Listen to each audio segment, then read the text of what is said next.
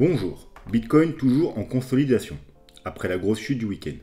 Est-ce une consolidation pour repartir de nouveau à la baisse ou pour reprendre sa tendance haussière? C'est ce que nous allons voir dans l'analyse du jour. Mais avant de commencer, n'oubliez pas que cette semaine, pour fêter les 1000 abonnés, il y aura 50 $ en crypto à gagner. Pour participer, il vous suffit d'être abonné, de mettre un petit pouce bleu et de laisser un commentaire sous la vidéo. Le tirage au sort aura lieu en fin de semaine. Allez, sans plus attendre, passons à l'analyse. On va essayer de ne pas perdre de temps et de faire pour une fois une vidéo pas trop longue. Alors, on va commencer par jeter un œil, parce qu'il se passe quelque chose, au dollar. Alors, je vais le répéter encore une fois parce que je sais qu'il y a des nouveaux, très rapidement. Le Bitcoin et le dollar sont inversement corrélés. Vous voyez, quand le dollar il crash, le Bitcoin il monte. Quand le dollar il est en, on va dire, bull run, le Bitcoin il crash. Et vous voyez, à chaque fois, on a la même chose. Voilà, retenez bien ça. Bien entendu, c'est sur du long terme. Les mouvements ne sont pas corrélés à l'heure par l'heure ou à jour par jour. Ça veut dire c'est pas parce que une journée le dollar il va monter que le Bitcoin il va forcément descendre. C'est sur des gros time frames. Comme vous pouvez voir, on est en weekly. Donc sur les gros mouvements. Les gros mouvements sont inversement corrélés. Voilà. Donc maintenant que vous avez ça en tête, on va pouvoir uniquement se concentrer sur le dollar. Et on avait vu que, alors déjà, il y avait un rebond sur ce gros niveau de support, un peu comme on a eu dans ce mouvement ici, donc en 2018. Vous voyez, on avait une grosse tendance baissière, une trendline orange, un support rouge. On a cassé la trendline, on est revenu rebondir sur le support rouge, on a cassé la trendline orange, et de là, on a eu un gros mouvement haussier. Et là, on a fait à peu près la même chose. Vous voyez, grosse tendance baissière, une trendline orange, on rebondit sur le support rouge, on casse la trendline orange. Donc, ce qu'on s'était dit, alors je vais quand même remettre, voilà, que si on avait un mouvement comme ça sur le dollar, ça veut dire on faisait une grosse tendance haussière à long terme sur le dollar, on aurait fort probablement une grosse chute sur le Bitcoin, comme à chaque fois. Donc, vous voyez, sur le graphique du Bitcoin, on a eu pendant tout le crash du dollar le bull run. Et si le dollar devait repartir à la hausse comme ici, eh bien on aurait sûrement un mouvement comme ça sur le Bitcoin. Et donc, on est probablement à la fin du bull market. Voilà. Donc, on a vu aussi que rien n'est fait. Forcément, là, c'est un gros support et un rebond. Ça ne veut pas dire qu'on va repartir en tendance haussière comme ici. Donc, on avait des niveaux de support et résistance. On avait cassé une première résistance, une deuxième. Et on s'était dit, on va voir si on poursuit la hausse, ce serait plutôt négatif pour le Bitcoin. Si par contre, on repart à la baisse, ce serait plutôt positif. Donc, on a recassé cette première résistance. Et on avait celle-là en ligne de mire. On s'était dit, on attendra de voir la réaction sur celle-là. Alors, celle-là est aussi importante. Pourquoi? Parce que on va zoomer un peu et je vais vous mettre un Fibo. Si on part du principe que là, on est dans une tendance haussière, on aurait donc une première vague haussière. Une correction, ensuite une vague 2, 3, 4, 5. Vous voyez, comme les théories comme en Elliott Wave. Donc, du coup, si on met un Fibo par rapport au plus bas et au plus haut qu'on a fait là, vous savez que les objectifs principaux d'une vague 2 corrective, c'est les 0,5, 0,618 et tout particulièrement les 0,618. Et vous voyez que les 0,618, ils sont juste en dessous de notre support bleu. D'ailleurs, on est venu parfaitement les toucher. Donc c'est tout à fait logique qu'il y ait un rebond là. Il n'y a pas d'inquiétude à avoir. Parce que les 0,618 sont pratiquement tout le temps rachetés. Il y a toujours des gens qui vont tenter des trades, ne serait-ce que pour un petit court terme, un petit rebond. Donc il y aura forcément un rebond sur cette zone, qui est en même temps notre zone de support. Donc maintenant, on va s'enlever le Fibo. Donc on va se mettre en daily. Vous voyez, du coup, un petit rebond. Alors ça ne veut pas dire qu'on a trouvé, qu'on est forcément dans une 1-2 et on va monter. Pour l'instant, ça veut juste dire que forcément, il y a une zone de support, il y a les 0,618 et il y a un petit rebond. Maintenant, ce qu'il va falloir regarder, c'est les jours qui viennent. Est-ce que on va remonter et recasser cette résistance? Donc là, on sera donc probablement dans un mouvement haussier, vous voyez, parce qu'on aura fait une 2, on recasse la résistance là et on remonte. Ou est-ce que quand là on rebondit, c'est normal, et bien c'est juste un rebond et on va repartir à la baisse. Donc soit on peut rebondir et aller rechercher ici et repartir à la baisse, ou même avant, hein, entre les deux. Mais globalement, c'est les jours qui viennent, voire les semaines qui viennent, il faudra bien surveiller. si on repasse pas au-dessus. Ce qu'on veut nous en gros, c'est pas repasser au-dessus de ces résistances. Voilà. C'est de se dire, ici c'est juste un rebond parce qu'il y a du support et la moyenne mobile, le Fibo 0,618, mais c'est pas une tendance haussière. C'est juste un rebond avant de repartir plus bas. Donc ce qu'on veut nous, dans le pire des scénarios, c'est que ça remonte ici, que ça trouve la résistance ici, que ça reparte et ça casse tout à la baisse. Si on repart à la baisse et on casse notamment cette résistance pour se rediriger ici, ce sera très bon signe pour le Bitcoin. On va sûrement avoir une nouvelle vague haussière pour le Bitcoin. Et si jamais on casse carrément ce gros niveau de support qui tient depuis longtemps, hein, donc ça fait depuis plusieurs années, voilà. Alors on est repassé au-dessus en 2014, hein, donc depuis 2014 on n'est pas passé en dessous de ce niveau de résistance. Donc bien évidemment, si on casse ce support, il y aura une grosse chute du dollar. Forcément, quand on casse un gros support, il y a toujours une grosse chute. Donc ce sera extrêmement bullish pour le Bitcoin. Donc si on casse cette résistance, c'est bullish pour le Bitcoin, il faut s'attendre à une jambe haussière. Et si carrément on casse ce support, là il faut carrément s'attendre à une explosion du Bitcoin, et pas seulement du Bitcoin, hein, je pense que les marchés traditionnels, ils auront une grosse hausse aussi. Et dans l'inverse, hein, si on commence à casser cette résistance, ce sera plutôt bearish sur le Bitcoin, donc il faudra s'attendre à une correction plus profonde pour le Bitcoin.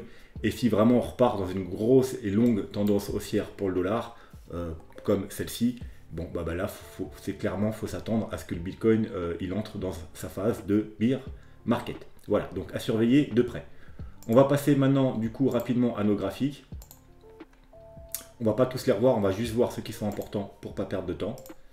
Donc, on avait vu hier sur ce graphique qu'on avait le support ici, et comme vous pouvez voir, on est revenu parfaitement retester le support. Donc, ceux qui prennent en compte cette figure, il y avait des achats à faire pile poil ici sur les 51 300 environ. Hein. On l'avait vu hier, ce support-là, et on avait dit par contre, si on cassait ici, on irait probablement une nouvelle fois retester le support ici. Alors maintenant, j'essaie de bien vous mettre les choses en couleur. Hein. Vous voyez les objectifs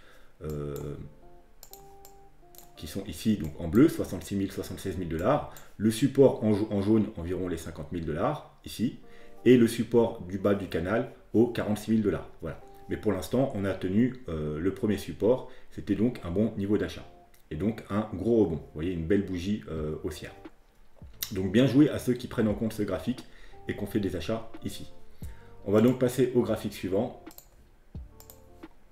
Alors ce graphique suivant, comme on avait dit, on va se remettre en automatique. Ce qu'on veut, nous, c'est repasser au-dessus. Alors, vous voyez, encore une fois, on a les objectifs 75 et 80 000 $. Donc, ici, en jaune. L'objectif intermédiaire, la médiane du canal, vous voyez, très importante la médiane du canal. Hein. Ici, support, résistance, support, résistance, résistance, support, résistance, résistance. Donc, très importante, hein. Notamment là, c'est pour ça qu'on avait pris des profits, parce qu'on avait vu qu'il y avait une grosse résistance. Et là, on est en train de retester. Alors, on a fait des grosses mèches en dessous. Et là, on est en train de se battre pour savoir si on va repasser ou pas au-dessus du canal. Donc, bien évidemment, si on arrive à repasser au-dessus du canal, ce sera plutôt bullish sur le Bitcoin. Et du coup, on aura les objectifs en ligne de mire, les 66 000 dans un premier temps, et ensuite les 75 80 000 $. Et la résistance, alors pourquoi j'ai mis résistance en jaune? Parce que pour l'instant, vous voyez, on est encore, alors peut-être se mettre en automatique, ouais, on est encore en dessous. Hein. Donc, pour l'instant, 56 500, c'est une résistance. Donc voilà. Alors, on avait cette résistance aussi blanche horizontale. On est en train de repasser au-dessus. Mais ce qu'on veut voir, c'est repasser au-dessus des 66 500. Et bien sûr, clôturer au-dessus. Et là, ce sera plutôt bullish pour le Bitcoin. Il faudra s'attendre à ce qu'on continue la hausse. Tant qu'on restera au-dessus de ce canal. Bien évidemment, si on le recasse à la baisse, il faudra là, du coup, s'attendre à aller voir plus bas. Voilà, donc c'est tout ce qu'on peut dire sur ce graphique. On veut repasser au-dessus des 65 500 et clôturer. Aujourd'hui, ce serait bien, ou demain, mais aujourd'hui, ce serait encore mieux. On va donc passer au graphique suivant. Alors lui, rappelez-vous, c'est un graphique qu'on a en non-log pour changer. Hop, encore une fois, vous voyez, support en vert, la trendline en non-log qui a bien joué son rôle, support en bleu aux 51 000 et support en bordeaux aux 42 000. Donc, ce graphique en non-log, contrairement au log, il est plutôt bullish parce qu'on n'a rien cassé du tout. Vous voyez, la trendline qui dure depuis le mois de décembre, on l'a parfaitement retesté. On a testé également ce niveau de support horizontal, vous voyez, qui est là. Donc, on est venu tester un double gros support. Donc, c'était un excellent niveau d'achat ici. Maintenant, tant qu'on reste au-dessus des supports, c'est bullish. Si on commence à casser ces deux premiers supports, donc la trendline qui est environ à l'heure actuelle aux 52 500 et le support qui est à l'heure actuelle aux 51 000, faudra s'attendre à aller probablement, vu qu'on n'a pas grand chose entre les deux, rechercher le prochain support aux 42 000. Et comme on l'a vu hier, donc je vous invite à aller voir la vidéo d'hier si vous voulez plus de détails, parce qu'on a fait une très longue vidéo hier. Si on veut rester en bull market, il faut rester au-dessus de 42 000. Sinon, on passera en bear market, parce qu'on sera selon la théorie de Dow, dans une tendance baissière. Voilà, donc c'est tout ce qu'on a à dire pour ce graphique. Alors, je vais vous remontrer quand même, pour ceux qui n'étaient pas là hier, là, est-ce que... Voilà, j'ai enfin trouvé mes petits... Voilà. Vous voyez, dans une tendance haussière, on veut des bas toujours plus bas. Vous voyez, il manque un petit carré là. Ça c'est une tendance haussière. On a des bas toujours plus hauts, excusez-moi, et des hauts toujours plus hauts. Alors on va se le remettre ici rapidement, hein, parce que comme je dis, je ne veux pas perdre de temps. Vous voyez, un haut, plus haut, plus haut, plus haut, plus haut, toujours plus haut. C'est ce qu'on veut dans une tendance haussière. C'est ce qui s'appelle une tendance haussière selon la théorie de Dow. Des hauts toujours plus hauts, des bas toujours plus hauts. Et à l'inverse, dans une tendance baissière, donc un bear market, on a des hauts toujours plus bas et des bas toujours plus bas. Donc c'est bien ce qu'on fait ici. Vous voyez qu'on a un bas plus haut, un autre bas plus haut, un autre bas plus haut, un autre bas plus haut. Donc ça, c'était notre dernier bas au 42 000. C'est pour ça que sur l'autre graphique, on a ici. D'ailleurs, c'était notamment le plus haut. Donc si on repasse en dessous ici, vous voyez, si on continue à baisser et qu'on passe en dessous, on aura un bas plus bas que le bas précédent. Ça veut dire que celui-là. Et donc, techniquement, on ne sera plus en tendance haussière, on sera en tendance baissière. Sûrement qu'après, probablement, il y aura un rebond qui nous emmènerait peut-être ici. Et on aurait également un haut plus bas. Donc, des hauts plus bas, des bas plus bas, tendance baissière. Donc, bear market. Alors, il y en a, je ne sais pas, c'est quoi pour eux la définition de bull market ou de bear market. Il ne faut pas oublier que c'est plutôt des termes qu'on emploie surtout dans les cryptos. Dans les marchés plus traditionnels, on parle de marché haussier, marché baissier, tendance haussière, tendance baissière. Et qu'est-ce qu'un marché haussier ou une tendance haussière? C'est des hauts toujours plus hauts et des bas toujours plus bas. Donc à partir du moment où on est tendance baissière, moi j'appelle ça un bear market. Voilà. On va revenir, désolé pour la petite apartheid, c'était pour ceux qui n'étaient pas là hier, à notre graphique. Donc rien de plus à dire pour ce graphique. Il faut tenir ce gros support si on ne veut pas aller voir beaucoup plus bas. Voilà. Mais tant qu'on est au-dessus, c'est plutôt bullish. Et il faut plutôt chercher des achats. Ensuite, pour finir, on va aller voir ce graphique. Donc, il est un peu chargé maintenant. Donc, rappelez-vous, hein, on avait une rising wedge, donc plutôt théoriquement une figure baissière. On l'a cassé à la baisse, hein, ici. Et donc, on avait dit qu'il fallait s'attendre à une grosse chute. C'est ce qu'on a eu. Donc maintenant, on va aller voir le 4 heures. Et rappelez-vous ce qu'on a dit hier. Alors, hier, on a vu plusieurs choses.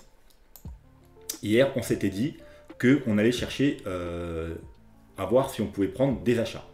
Et on s'était mis un Fibo. On avait dit que si on est dans une tendance haussière, bien évidemment, on aurait donc une première vague haussière. Donc, qu'est-ce qu'on fait quand on a une première vague haussière? Maintenant, vous êtes au courant. On se met une trendline. Voilà, comme ça, vous voyez. Alors, je vais la mettre en blanc, par exemple, pour que c'est visible. Et quand on casse la trendline, en général, c'est qu'on a fini notre première vague et qu'on fait une vague 2. Voilà, ça, maintenant, vous êtes habitués. Et la vague 2, en général, on fait quoi? On cherche les achats dans les 0,5, 0,618. D'où que j'avais mis un petit carré vert pour zone d'achat. Donc, il y avait des achats à faire entre les 54 000 et les 53 000 $. Et comme vous pouvez voir, on est venu parfaitement, alors je vais enlever ça, voilà, toucher les 0,618. Donc moi, bien évidemment, je suis rentré en trade au 0,618. Comme d'habitude, maintenant vous me connaissez, hein, moi les 0,618, je les loupe jamais, hein, je les adore, je les achète. Donc je suis rentré en trade environ aux 53 500 $, hein, pas de pile, hein, en général j'attends, je mets dans les petits time frames et j'attends un petit rebond. Et on avait vu aussi deuxième scénario pour les plus prudents, parce que ça c'est les plus agressifs qui rentrent en trade comme moi sur les Fibo, mais bien sûr avec confirmation indicateur. Les plus prudents, on attendait de casser cette grosse trendline. Vous voyez, on avait vu 2 points ici, 2 points ici. On avait vu que si on cassait la trendline, vous voyez ici, on va se mettre en 1 heure d'ailleurs, on va peut-être y voir plus clair. Eh bien, il y avait des achats potentiels à faire ici. Voilà. On avait dit aussi qu'on attendrait qu'une localisation ne suffisait pas et qu'il nous fallait une structure. Donc, bon, la structure, on l'avait parce que c'était une vague 2, parce que vous allez voir aussi qu'il y a un W, une épaule, tête, épaule. Bon, la structure, on l'a, mais il nous fallait aussi une confirmation indicateur. Et on s'était dit quoi hier? On s'était dit en 4 heures, on attendrait, on n'est plus en 4 heures là, hop, que le MACD nous donne son accord. Je rappelle, pour que le MACD nous donne son accord, on veut qu'il croise à la hausse. Hier, on n'était pas fait, hier on était là, il n'avait pas du tout croisé, donc il ne nous avait pas donné son accord. Et des bougies vertes. Donc là, à 8 h du matin, on a eu le croisement et la bougie verte. On a eu confirmation du MACD. Alors on va se mettre à 8 h du matin, on va zoomer un peu. Et vous pouvez voir que 8 h du matin, c'est parfaitement le moment où on a cassé notre trendline. Donc ici, il y avait des achats à faire, ou ceux qui préfèrent jouer un pullback, ici, sur le pullback. Voilà. Donc c'était un bon niveau d'achat, donc environ les 55 000, 50, alors ceux qui ont pris direct à la cassure, 55 300. Ceux qui ont pris sur le pullback, du coup, ils ont eu droit à un prix un peu plus intéressant au niveau des 55 000. Donc voilà, niveau d'achat à faire. Et bien sûr, ceux comme moi qui ont joué le Fibo, ils ont pu prendre des achats aux 53 500. Maintenant, on avait autre chose qui se dessinait. Alors ça, je ne vous l'avais pas mis hier parce que c'était pas encore dessiné. Je l'ai mis sur Twitter. N'oubliez pas, je vous partage toujours tout sur Twitter. Donc vous voyez, si on est dans une épaule tête-épaule, on pourrait ne pas aller plus bas, vu qu'il y a la trendline en support, comme d'hab, les plus prudents attendront la cassure. Alors, je vous ai mis qu'il y avait une épaule tête-épaule, mais qu'on n'irait pas forcément rechercher l'épaule. Ça arrive, rappelez-vous, il y a 2-3 semaines, on avait une épaule tête-épaule, on n'est pas revenu chercher le bas de l'épaule gauche. Pourquoi je m'attendais à ce qu'on n'ait probablement pas recherché le bas de l'épaule gauche? Tout simplement parce qu'on avait la trendline qui pourrait potentiellement jouer support. Donc voilà pourquoi je vous ai dit que si vous voulez jouer cette figure, comme moi en agressif, il ne faut pas forcément attendre des prix ici parce qu'on pourrait s'arrêter sur la trendline. Vu qu'on avait une trendline, on la casse, pullback, une petite mèche, mais on ne va pas rechercher l'épaule. Donc du coup, voilà, donc du coup, bah, moi, je suis rentré en trade. Je suis rentré en trade où ça? Bon, bah, sur le pullback. Alors moi j'ai mon trade ici, mais j'ai repris pour jouer cette figure, j'ai repris un trade en agressif du coup sur l'épaule droite, sur le pullback, ici. Et voilà, le trade il est ici, vous pouvez voir, prix d'entrée 54 874. Et à l'heure où je l'ai partagé, on était à 55 900, là je crois qu'on est, on est toujours à peu près dans ces eaux-là. Donc voilà. Et ensuite j'avais partagé autre chose, j'avais dit que aussi en H4, on pouvait voir une sorte de W, vous voyez là, un W en H4, toujours bien entendu en plus avec la deuxième, je sais pas comment appeler ça, la deuxième jambe du W qui avait atteint parfaitement nos objectifs, donc c'était une figure qui pouvait se jouer également. Alors soit en plus agressif, on la prend directement ici, les plus prudents, c'est comme l'épaule tête-épaule, je rappelle pour les tête-épaule que théoriquement cette figure, elle se joue à la validation de la figure, donc quand on casse la ligne de coup. Donc la ligne de coup, je crois que ça se situe, voilà, je l'ai mis là, aux 56 700. Théoriquement, tant qu'on ne casse pas les 56 700, cette figure n'est pas validée. Donc c'est seulement les plus agressifs qui jouent une épaule. Les gens comme moi, qui ont peut-être un peu plus d'expérience et qui sont plus agressifs. Les gens, on va dire, normaux, ils attendent la cassure, la validation de cette figure. Donc pareil pour le W, théoriquement, on peut la prendre en agressif ici, mais les plus prudents, ils attendent la cassure. Et la cassure, c'est environ les 57 700. L'objectif de cette figure, c'est les 62 000. Voilà. Je ne sais pas si on a mis l'objectif de l'épaule tête-épaule, mais on va les calculer en direct. Donc tout simplement, on prend la hauteur de la tête. Hop. On la remet à la cassure. Oh, bon, c'est à peu près bien. Et on est à peu près aux 59 000 $. Bah, ça tombe bien, c'était à peu près le gros niveau de résistance. Donc ce sera vraiment là où il faudra prendre des profits. Pas clôturer le trade, mais prendre des profits. Bien entendu, si on y arrive, hein. Pour l'instant, la figure n'est même pas validée. Comme je vous ai dit, pour valider cette figure, théoriquement, il faut casser cette ligne-là. Et là, on peut peut-être s'attendre à du coup que la figure se mette en place et qu'on aille rejoindre aux alentours des 59 000 $. Voilà, bon, pour le trading, c'est tout ce qu'on va dire, hein. Je ne sais pas si j'ai parlé aux investisseurs hier, mais les investisseurs, rappelez-vous, tout ce qui joue dans les petits time frames, vous en foutez les investisseurs. Les investisseurs, vous faites des paliers d'achat. Donc, il y a plein de paliers d'achat. Vous pouvez faire des paliers d'achat sur le temps, sur les corrections, sur les cassures haussières. Donc, si vous êtes plutôt du genre à racheter à chaque correction, achetez. Achetez un petit peu ici, parce qu'on a fait déjà une grosse correction. Et si on va plus bas, vous rachetez encore. Si on va plus bas, vous rachetez encore. Si on va plus bas, vous rachetez encore. Bref, vous faites vos paliers. Mais vous, clairement, vous en foutez que le prix descende ou monte tant qu'on n'a pas atteint vos objectifs. Vos objectifs, ça peut être sur le temps. Je ne sais pas, vous investissez par exemple pour 1 an, pour 2 ans, pour 5 ans, pour 10 ans. Ou alors vous investissez pour un prix. Par exemple, vous dites, moi, mon objectif, c'est 100 000 $, 200 000 $, 300 000 $. Je ne sais pas.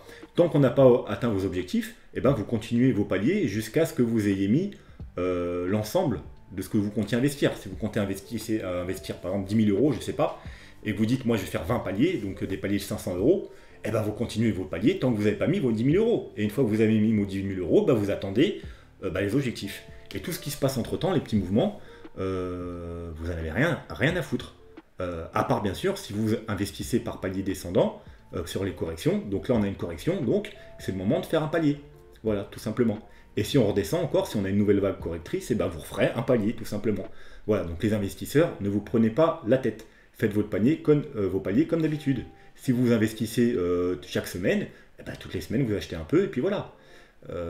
Voilà pourquoi, en général, je pars plus aux traders. Donc maintenant, on va aller faire un tour du côté des indicateurs. On va s'enlever le graphique.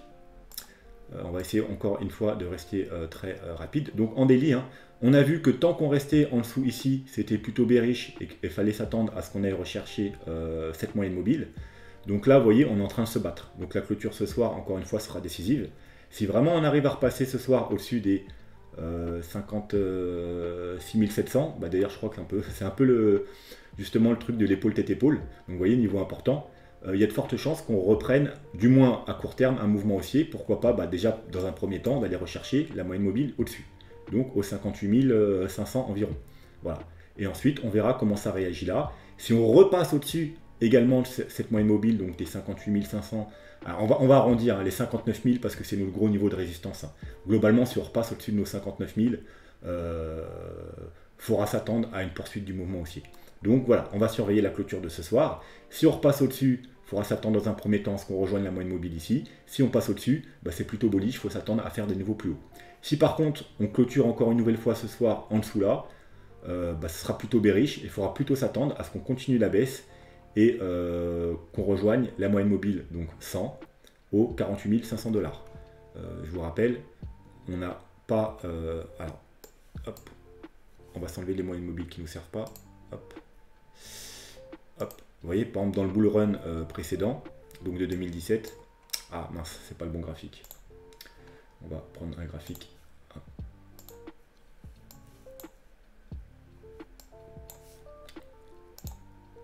Hop là. Vous voyez pourquoi il y a les petits carrés verts là aussi? Parce qu'en 2017, à chaque fois qu'on a cassé la moyenne mobile 50, on est revenu chercher la moyenne mobile 100 et c'était des très bons niveaux d'achat. Voilà. Donc, bien évidemment, si jamais la baisse devait se poursuivre, on surveillera, on va se remettre le graphique du coup, on surveillera attentivement la moyenne mobile 100. Alors bien évidemment, comme en 2017, on peut faire des petites mèches en dessous, donc on n'achète pas dès qu'on touche, à moins que ce soit pour l'investissement. Donc là, ok. Mais sinon, si c'est pour un trade, on attend une structure, on attend des confirmations indicateurs. Voilà. Mais voilà, pour l'instant, on est en train de se battre. Voilà, donc à faire résistance, c'est pour ça qu'on bloque un peu, hein, vous voyez, on bloque là. Donc la fin de la journée sera décisive pour la poursuite du mouvement. On va jeter un œil au MACD. Alors, vous avez vu qu'en H4, on a eu donc notre confirmation haussière, mais ça reste du H4. Donc le H4, ça peut être juste un rebond, tout simplement. Mais pour plus de confirmation, bien entendu, on attend le daily, voire le 3 jours. mais dans un premier temps, le daily. Et vous voyez qu'en daily, pour l'instant, on n'a rien du tout. On n'a même pas de signaux, ni de confirmation, on n'a rien du tout.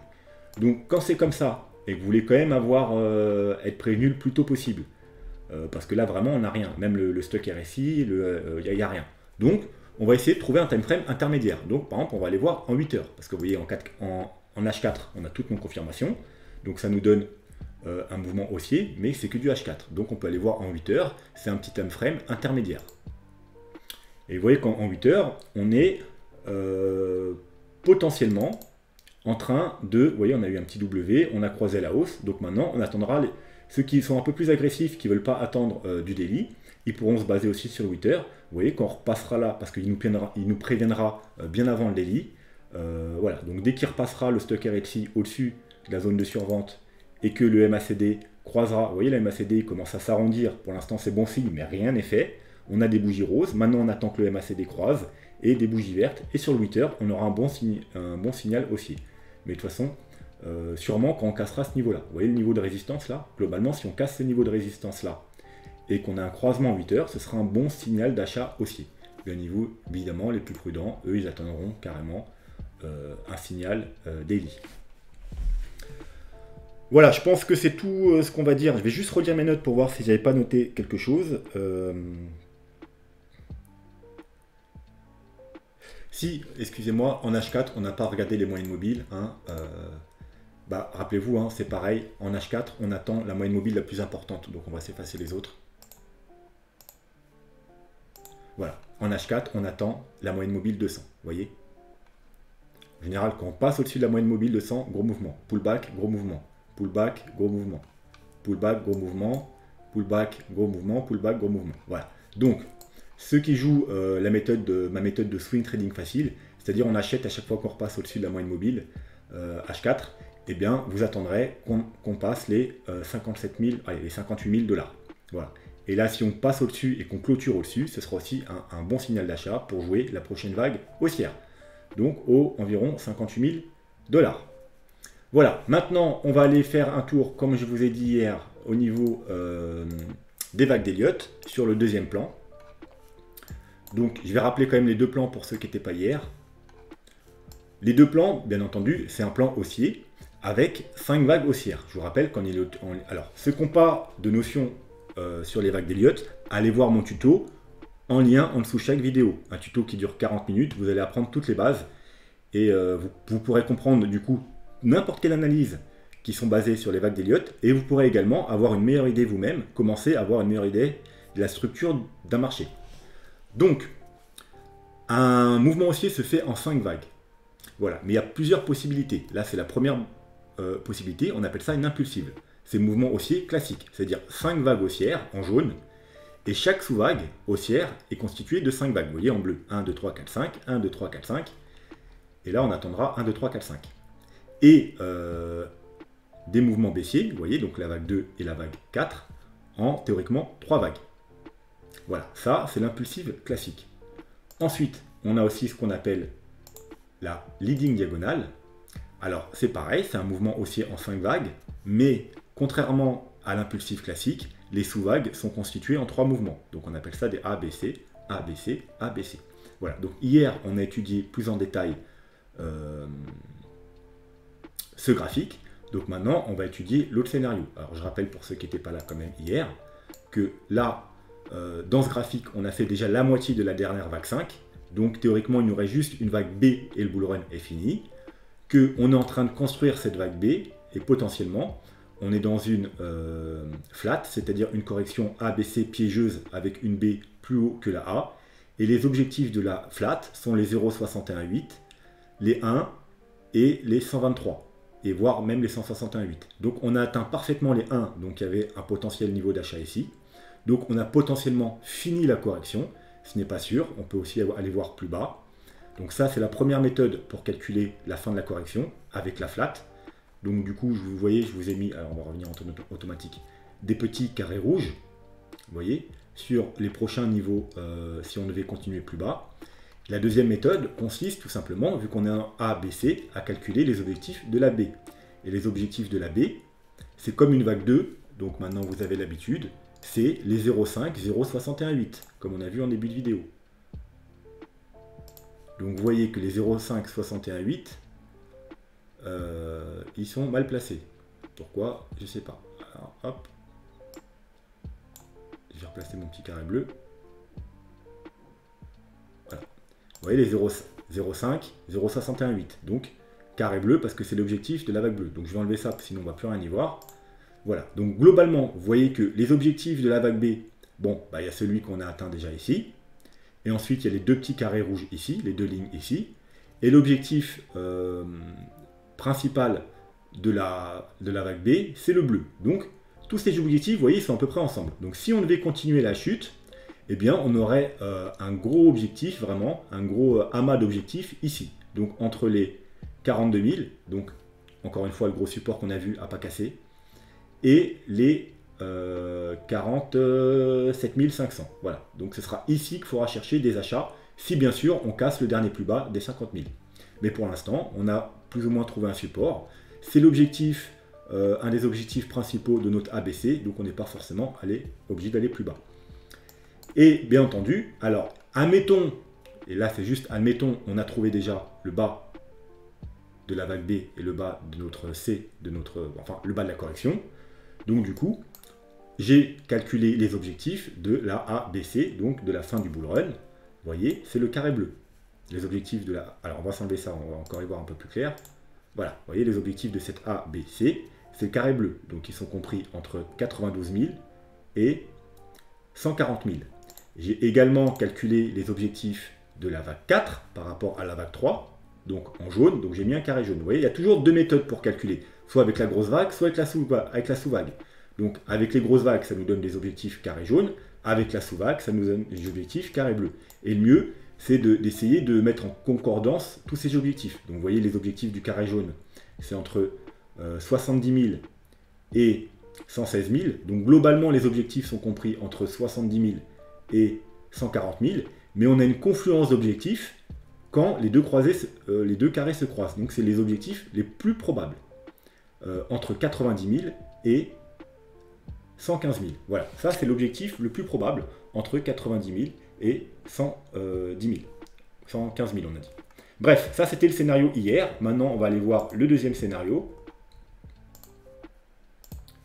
Donc, lui, on n'a pas, vous voyez, le scénario d'avant, on a déjà fait la vague 4 et là on a la vague 5. Lui, on est en train de faire la vague 4. Et après, on aura une vague 5 jaune. Donc, lui, il faut s'attendre à un bull run plus long. Le scénario d'avant, il faut s'attendre à un bull run qui finit dans 1 à 3 mois. Lui, c'est un bull run qui finirait dans 3 à 6 mois. Et avec des objectifs, du coup, plus conséquents. Puisqu'on a toute une vague jaune à faire, une grosse vague à faire. Alors, par contre, pour la correction, bah, c'est la même. Je ne vais pas répéter tout ce que je viens de dire, mais c'est également une flat, c'est les mêmes objectifs, c'est tout pareil. Tout ce que je viens de dire, c'est la même chose. Sauf qu'au lieu de former une vague B, une sous-vague B, là, ça nous formera la vague 4. Alors, on va quand même se mettre... Alors, on va s'enlever ça, du coup, ça nous gêne. Vous voyez, une ABC en flat, c'est exactement la même chose. Donc, les objectifs de la flat, c'est les mêmes que précédemment, je viens de dire, mais on va quand même se mettre les objectifs de la vague 4. Vu qu'on a une vague 4 jaune, les objectifs. Et là, malheureusement, alors on va se mettre au plus haut.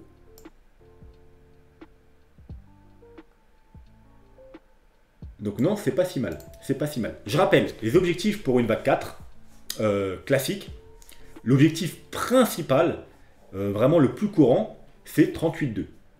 0,38,2. Donc ce serait au 43 000. Encore une fois, à peu près à notre gros niveau de support.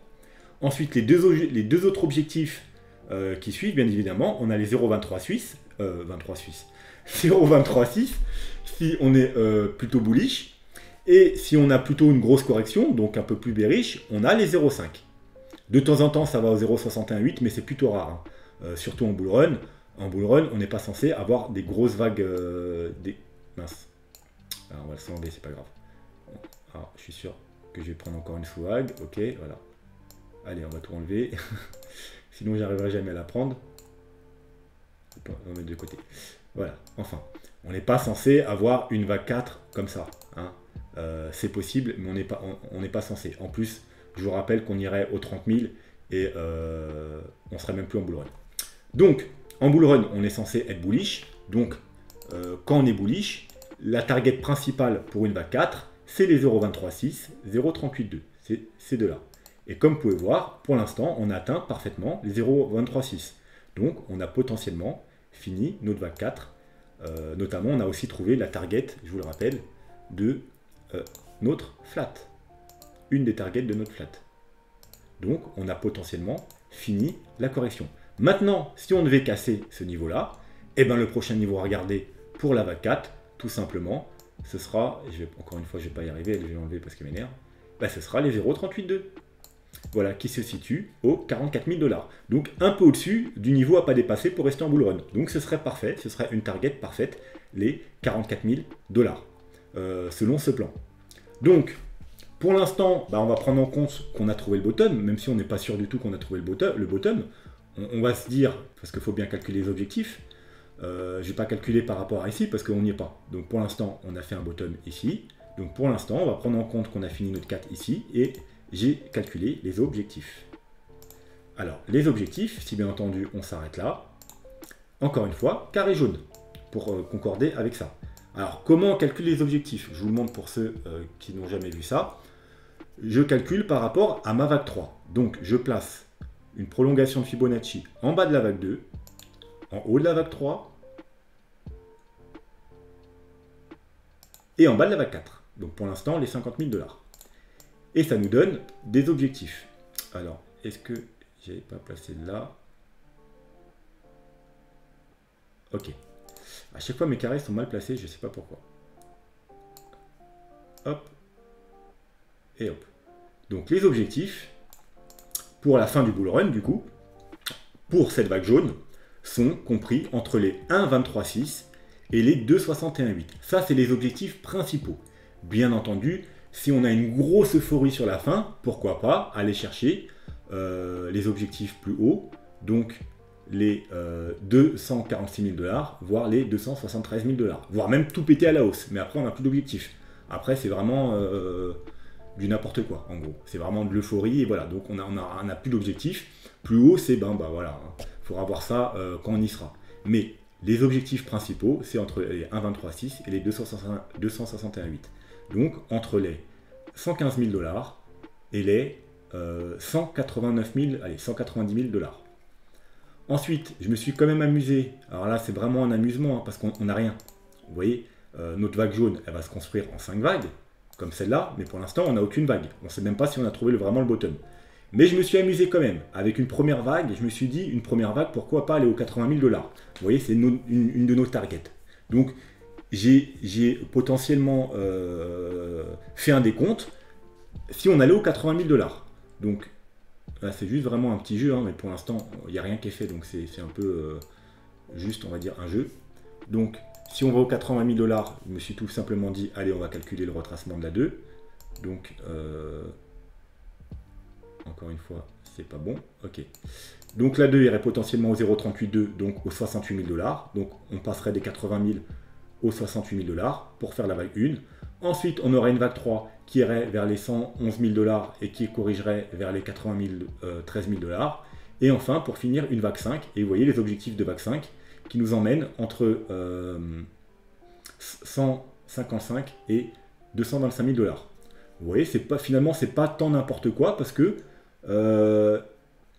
il se situe à peu près dans les objectifs de notre vague jaune. Donc, c'est pas non plus, comment dire, c'est pas déconnant d'avoir qu'on ait une vague bleue qui ressemblerait à ça, parce que les objectifs de cette vague, elles concordent à peu près avec les objectifs de vague jaune. Mais voilà, on calculera bien entendu les objectifs de vague bleue une fois qu'on aura fait une vague 1. Si on a une vague 1, je vous rappelle, pour l'instant, on n'est même pas sûr d'avoir trouvé le bottom, et ça se trouve, bon, j'espère pas et je pense pas, ça se trouve le bull market est fini, puis on va tout cracher. Hein. Voilà, donc je pense pas, mais bon, voilà. Ne mettons pas la charrue avant les bœufs. Cette vague bleue, on calculera les objectifs précis, au moins quand on aura fait la vague 1 et la vague 2. Donc dans ce cas-là, on calculera à l'avance les 3, 4, 5, et du coup, on aura des objectifs beaucoup plus précis. Voilà, c'est tout ce qu'on va dire pour aujourd'hui. Je pense que ça ira. Comme ça, la vidéo, j'espère pour une fois, elle ne va pas durer 40 ou 50 minutes. Si vous avez des questions, n'hésitez pas en commentaire. N'hésitez pas non plus à aller voir le tuto sur les vagues d'Elliott et également la vidéo sur la fin du bull run. Si vous voulez aussi une meilleure avis sur la fin du bull run, voir comment prédire la fin du bull run, il y a une vidéo qui est consacrée et où j'étudie 10 indicateurs. Je vous donne 10 indicateurs à étudier qui nous prédisent plus ou moins la fin du bull run. Comme ça, vous ne serez pas piégé par le bear market. Voilà. Pour l'instant, il n'y en a qu'un qui a donné un signal, comme je vous le rappelle, c'est le P-Cycle. Mais tous les autres, pour l'instant, disent que le bull run n'est pas fini. Voilà. Donc, je vous laisse pour ce soir. Soyez prudents, prenez soin de vous. Et je vous dis à demain. N'oubliez pas le tirage au sort. Donc, mettre un petit pouce bleu, un commentaire et à vous abonner pour participer au tirage au sort et gagner 50 $ à la fin de la semaine. Allez, je vous dis à demain. Tchuss!